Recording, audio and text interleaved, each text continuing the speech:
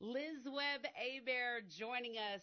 She is one of the candidates for City Council District 3, but you know her as she has been serving on the Lafayette City Parish Council. And of course, she's joining us now. Hey, thanks for joining us. Of course. Good morning, Bernie. Well, it's such a good chance to get to be able to talk to you a little bit. So we're going into some new territory. It'll be 5 council members for the city of Lafayette, 5 for the parish, and you're running on the city side. And, you know, we love to ask candidates why. We really do. I mean, we know you've been in public service for years now, but why with this particular office in our new form of government as we make the transition? Sure. I've really enjoyed making a difference the last 4 years and being able to accomplish different things, accessibility, transparency to my district, bringing communication to my district, just being a constant contact as someone that's just going to be known as a doer. I've loved it the last 4 years, and I hope to have the honor to do it again another 4. We have always seen your newsletter. We hear a lot about that. I know that, you know, keeping in touch with people, meeting with them one-on-one has been your priority since day one. Absolutely. You know, I find whenever, you know, whether it's attending my HOA meetings, like you mentioned, that newsletter, coming on KPEL, whenever you guys ask, it's people just want to know what's going on. And that's number one for me, is being transparent, whether we agree on this issue or not. You know, I'm at least informing you of the issues. That way you have all the information to make the decision you need to make as a resident in Lafayette. Absolutely. And we've got so many big challenges coming up. And obviously, one of the things people have talked about a lot is drainage. When you're talking to people, whether it's in correspondence or as you're campaigning door to door, are they talking about that a lot too? Absolutely. You know, that's, I think, in front of everyone's mind. Whenever I knocked in 2015, drainage wasn't as big of a concern. I didn't hear a lot about drainage. So once August 2016 happened, I've worked with all of my different neighborhoods and the HOAs and find out who flooded and getting their subsurface drainage checked, getting their culverts cleared out, and experience these heavy rains. I'm calling these neighborhoods to find out how they're doing. And we've seen a lot of some easy fixes, like blowing out culverts, cleaning out coulees. That's sometimes been the fix. But then sometimes I'm finding, especially in my older developments, maybe the pipe size isn't the right size anymore to accommodate the amount of rains that we're receiving and the development that's gone around in the last 30 years. So I think that's going to be more of long-term, big ticket items, big dollar projects that we've been allocating these monies for. I think that's going to be more of long-term work that we're going to have to accomplish as LCG. Yeah, I would imagine so. And like you said, it wasn't a big issue until 2016 because so much rain fell in such a short amount of time. It was crazy. Right. August 2016, we had rain sitting over us for 3 days. I mean, you know, and I think the public understands that something like that, there's no system in the world that can protect us from an August 2016. But now it's just these flash floods we're experiencing now that are out of the norm. It's something we haven't ever seen, but now we're seeing it more often. So we've just got to start preparing ourselves if this is the new normal. Yep, definitely. Well, I know there are a lot of other things you also hope to accomplish as part of this new city council.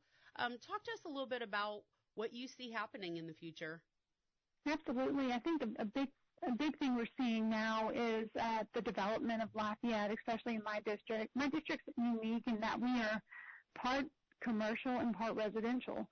So it's people are coming from outside the parish to come to our mall, to come to our shopping areas like the Costco development, things like that. So we have a lot of extra roads, a lot of extra cars traveling on our roads. So it's working with the state to get those improvements to those state roads like Ambassador, College Saloon, Johnson Street, et cetera, Broussard. It's finishing the road projects we have right now, like College Saloon Road project that we have working for the last few years, I'll say. Yeah. So it's just pushing those things across the finish line, seeing what I can do as a council member to help move those forward. And then other projects like finding out what the other concerns, the UDC, making the correct amendments to the UDC that we need to be a more business-friendly environment, but yet protecting our residents' investments in their homes. So lots of projects moving forward, but I enjoy the challenge. Well, and that's the thing. It's kind of like there are so many moving parts because you mentioned like, okay, so we have, roads and drainage and potholes, and then we want the development, but then so we've got all of this that we have to figure out at one time. And it's like you said, you have to like look at the UDC and figure out how do we work forward? Nobody can ever foresee what every single thing is going to be like. That's why there's all these moving parts. Exactly, and that's why the UDC is always meant to be revised and adjusted based on the situation. And not every situation is an easy black or white answer. Mm-hmm. But what I like to do in my district is make the developers work with the residents. What's going to fit in that particular neighborhood? How can we work with the residents to make this something that, A, they would like to see in their neighborhood? And, it's going to be a combination of people working together, as it always should be. Yeah, and I really kind of get the impression that it's been that way for you the entire time you've served. Absolutely, absolutely. And another big issue that we're hearing more and more about, especially with the launch most recently of Parish Proud project with Matt Steller and LTG, is we want a cleaner Lafayette. We want a more beautiful Lafayette. So I think another big focus, especially in the next few years, is how can we do that? How can we make Lafayette less litter? Because, of course, less litter is less litter going to get in our coulees, get in our Vermilion. And so I think that's going to be the next phase that we're going to see, at least in my efforts, is how can we do that? How can we get more organizations, more community service, cleaning up our community? I know there's going to be a lot of challenges. We're going to have this city council. We're going to have the parish council. How do you feel about working together with that other council? Because there'll be challenges going forward.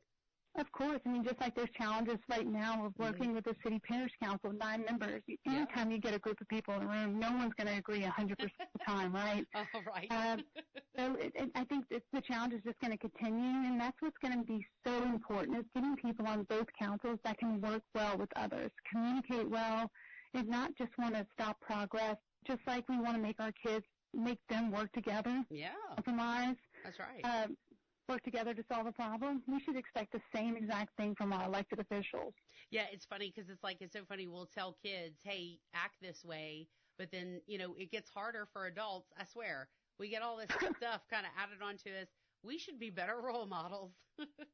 Exactly, absolutely. So I think that's going to be key, is that, whether it's the city parish council or the city and parish councils, we have to have elected officials, especially on the local level, who are going to be working together to make things happen. Because if we all start just voting no or all start voting yes, we're not going to get anything accomplished. So we need to work together on the issues that are going to come up. Well, as we kind of draw near to the end of our segment here, we always love to give the final part of what we're doing to the candidate to just really express what they want to our listeners. What would you like to tell us? I say get out the vote. It's for me, especially in the last 4 years, we'll bring things to the voters, and it's not about what I want. It's about what the voters want, the majority. Let the people speak for what they want.